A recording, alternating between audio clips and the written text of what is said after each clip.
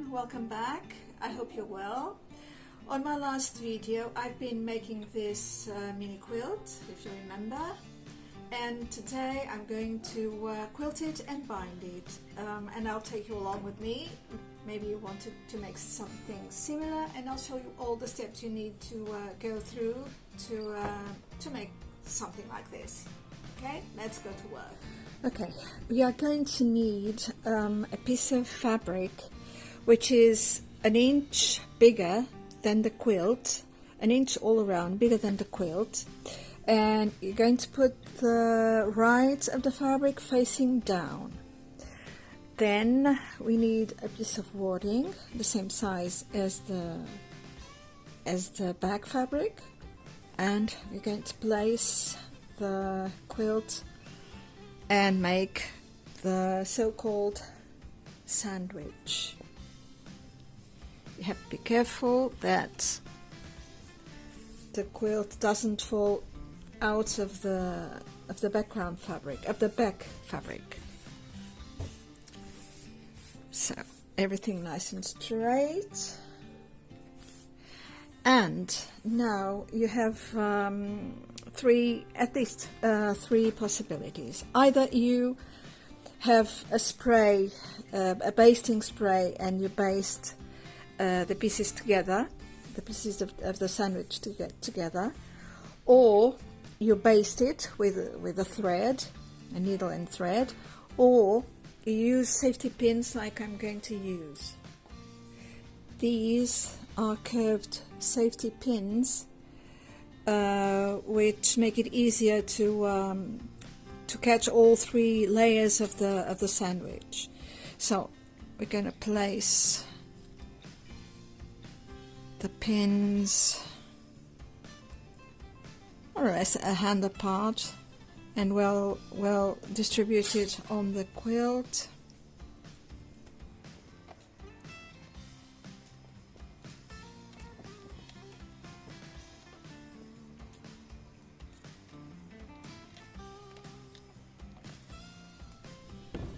Okay, let's quilt.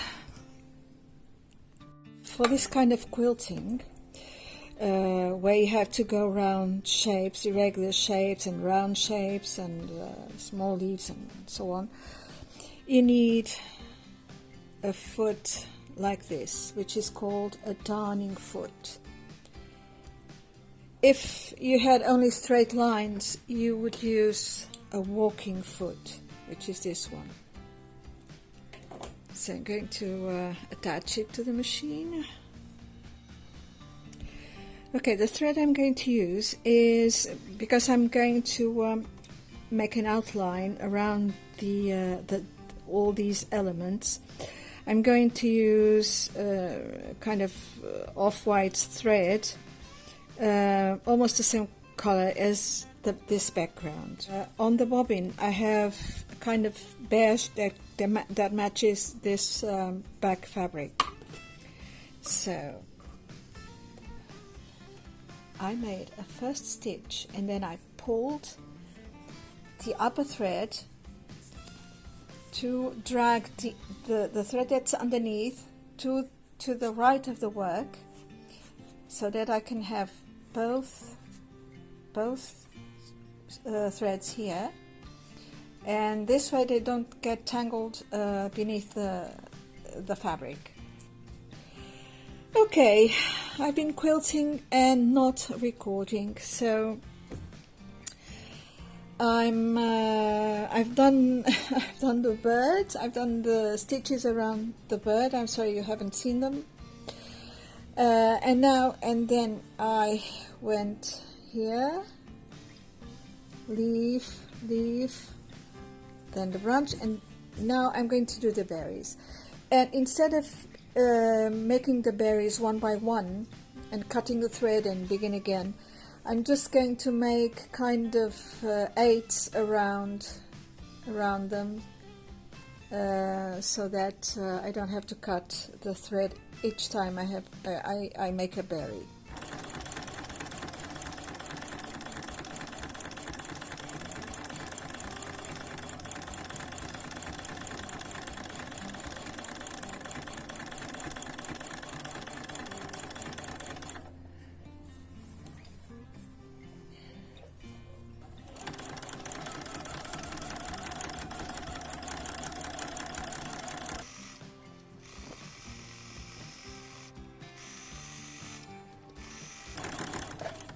I went back on the branch after doing the berries, and now I'm going to go on all around the design.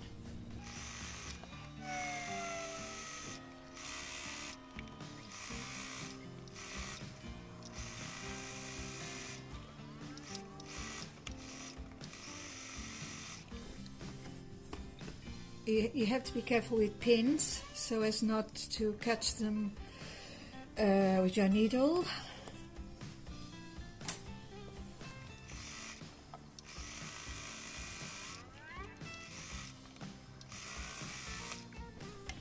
So I've outlined all the elements of the design and now if we had a lot of negative space, which is the background space around the elements of design, I would fill that space with some swirls, some kind of quilting design. I'm going to stitch around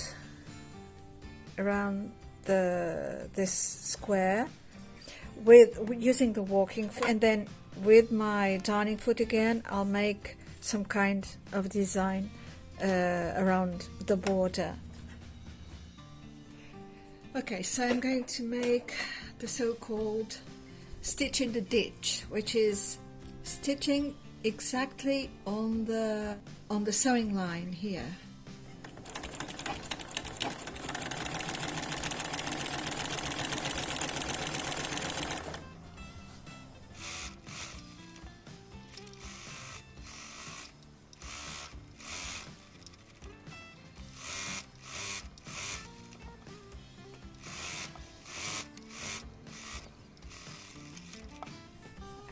I've stitched around this central square, and now I'm going to make some kind of design here, maybe some leaves, some flowers, which I'm going to show you.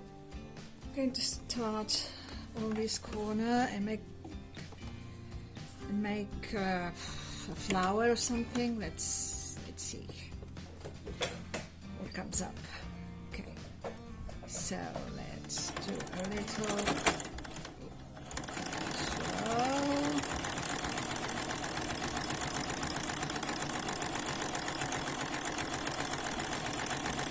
Some petals.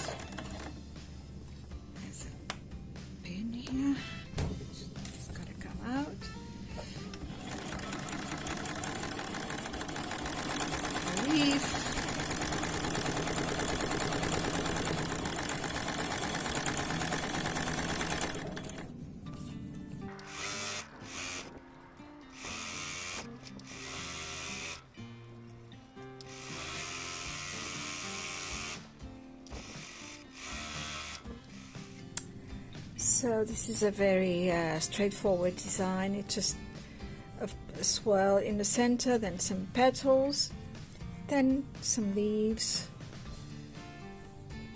This is how it looks on the back. You can barely see the quilting because the color of the thread matches exactly the color of the background fabric. I added a little detail here, the swirl on the snail shell, and some stitches around this wing just to make it a little more visible. Now we're going to pull all these threads to the back of the quilt. You just have to find the corresponding thread and pull the other one to this side.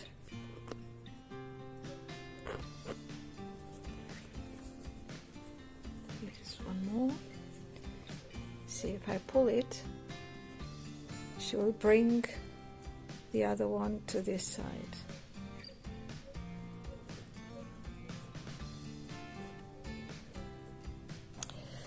Now we have to hide all these threads underneath, between the layers of the sandwich. What I do is I grab a piece of thread, I join the ends, and I thread them in a needle.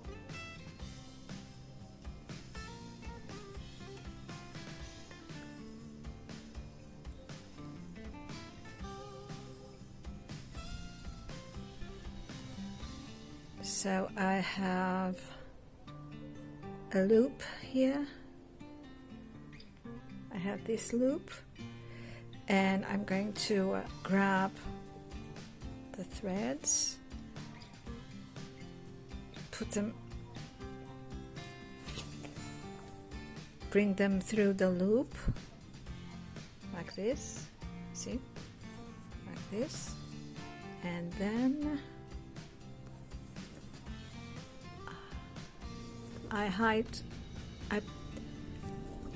I pull the needle between the layers of the sandwich, and I pull, and then I just cut the excess off. Now that we got rid of all the threads, we're going to straighten up the sides using as reference this edge here. So we have here, in this case, we have 2 inches and a quarter. So let's do this.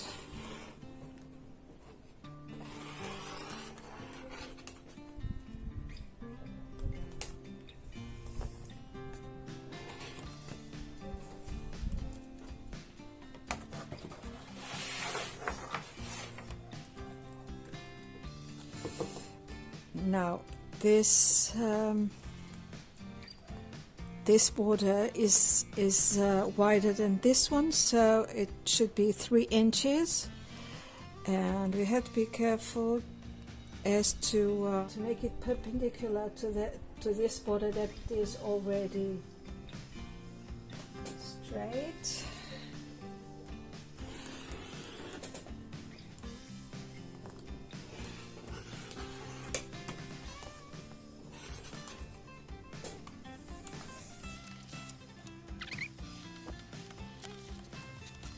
Here you are.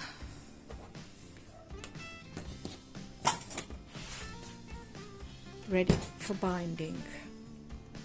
The choice of fabric for the binding is always, well, not always, but it can be tricky, because you never know the effect it's gonna have on the finished project. So what I do is something like this. I audition my fabrics and see more or less what it's going to look like. So I think this one is good, but I can try the blue one. Oh, I don't know which one I like the best. I thought I was going for the red, but now I don't know. I'm gonna go with the red, I think, because there's a lot of blue here. Okay, let's go with the red. I'm gonna take the selvage out. And I'm gonna cut 2 1/4 inch strips.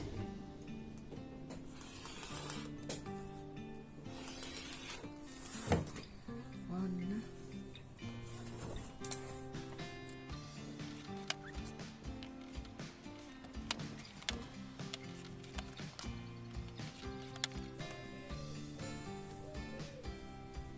So cut 5 strips,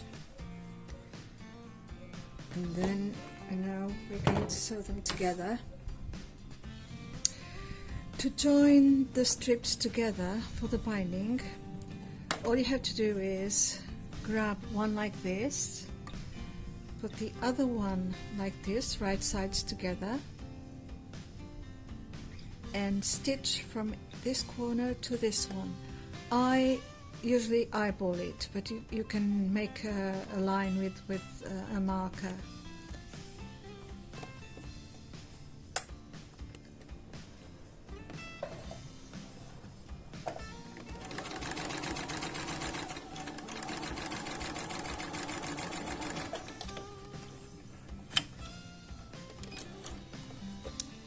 So it's very important that the stitching begins right in the angle, in that corner there, and ends in this one. Not there, not here, just there. Now we're going to cut off this excess fabric.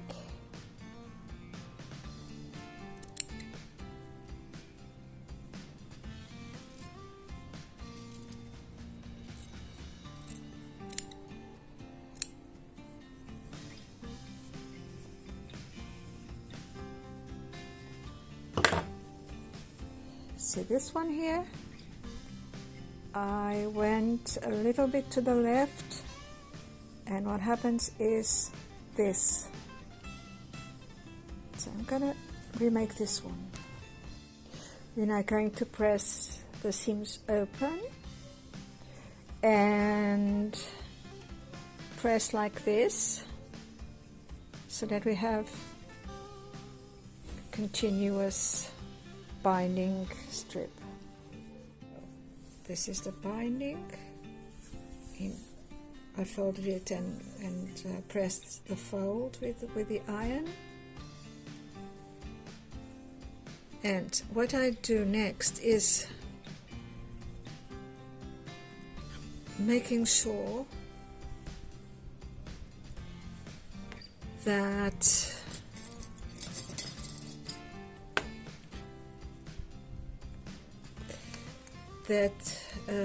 these seams do not fall on the corners of the quilt, because if by any chance this seam falls on the corner, it will make a bulk, and that's not what we want. So see, the seam is here, the corner is here, so far so good.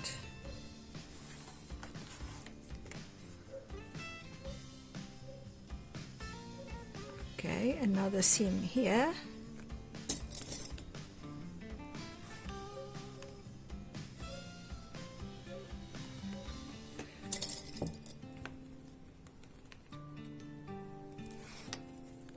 Right, so perfect. So now that I know that there are no seams on the corners, I can remove clips. I'm just keeping that one to know where to start, and begin sewing. I'm going to use my 1/4 inch foot.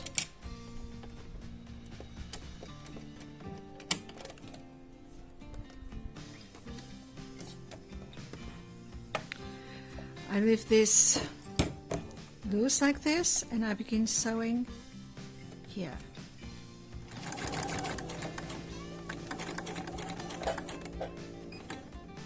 A 1/4 inch from this edge, you stop, turn 45 degrees,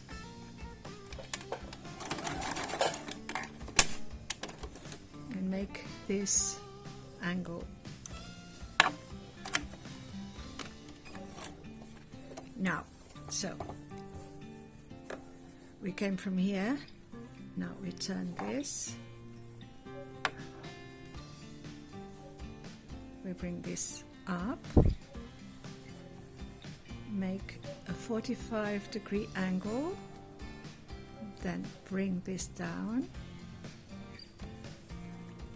and start sewing again.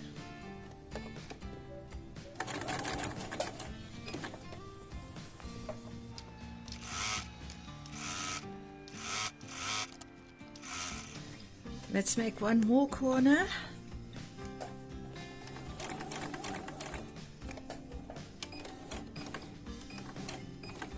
Let's stop a 1/4 inch from the edge.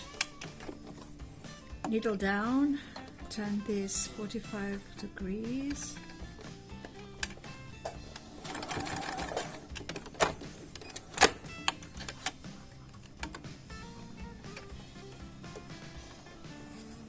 Okay, we came from here, now we turn, bring this up, 45-degree angle, bring this down. Now this is going to be square with the rest of the sandwich of the quilt. Start again.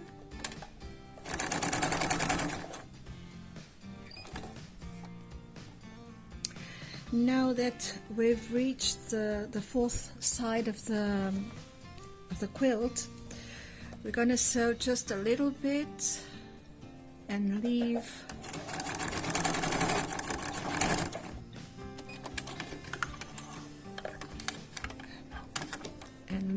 the rest of the binding loose like this. So we have these ends loose, and here's what we're going to do. As you've seen, the binding strip measures 2 1/4 inch, and we're going to make a mark here on the 2 1/4 inch.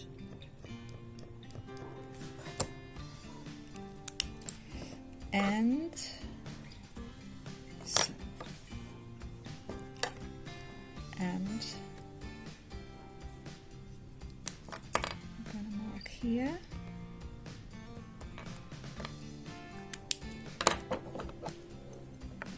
And cut this bit off. So you see, this ends at the 2 1/4 inch mark. And now what I'm going to do is open this up. This one that comes here, we open it up and right sides together.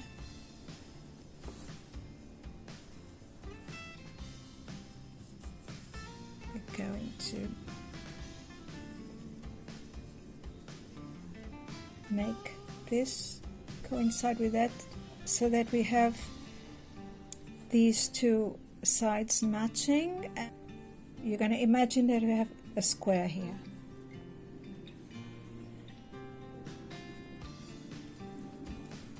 Pin it because it tends to shift. We're going to stitch the diagonal of this square, so from this corner to this one.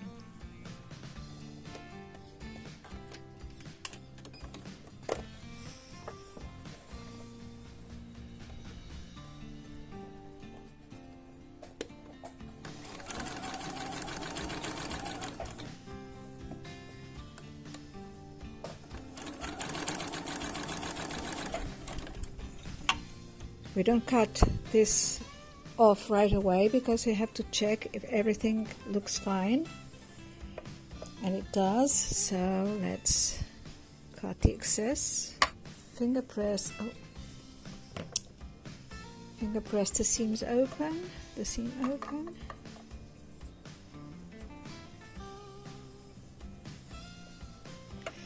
And now we're gonna stitch this bit.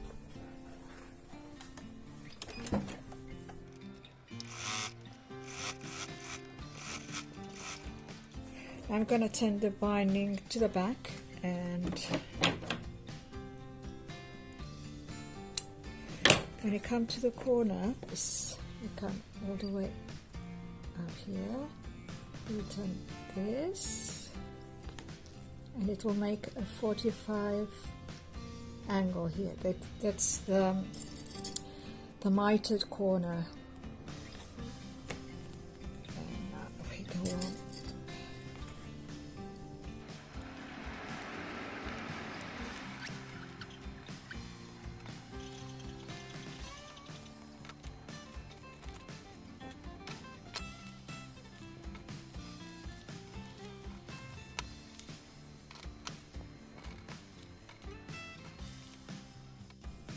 So now I could go and sew in the ditch, stitch in the ditch all around, but I like to baste it so to make sure that everything is all right and on the right place. So let's make a quick basting stitch just to make sure that everything is in place. Some people make this by hand, sew this by hand. I sometimes do, but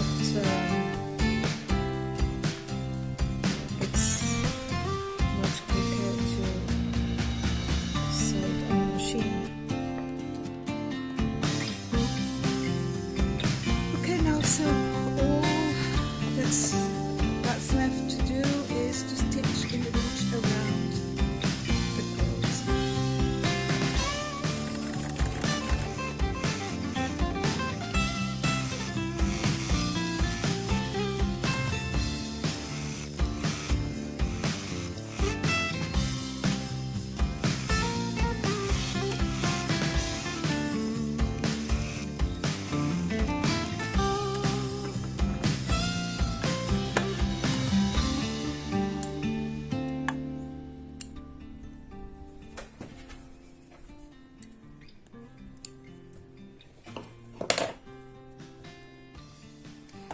Okay, now we're going to remove the basting stitches and it's done.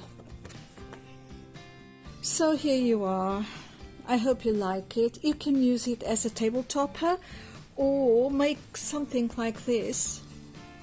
Put 3 or 4 straps, sew them behind the quilt using stitching in the ditch so that you can't see it from the front, and you stick a branch like this and you hang it on the wall with a little piece of twine or rope or something. I hope you like it. I hope you keep coming back to watch more videos, and if you want anything special, please leave your suggestions, and I'll be happy to make something inspired on your suggestions. And see you next time. Até à próxima.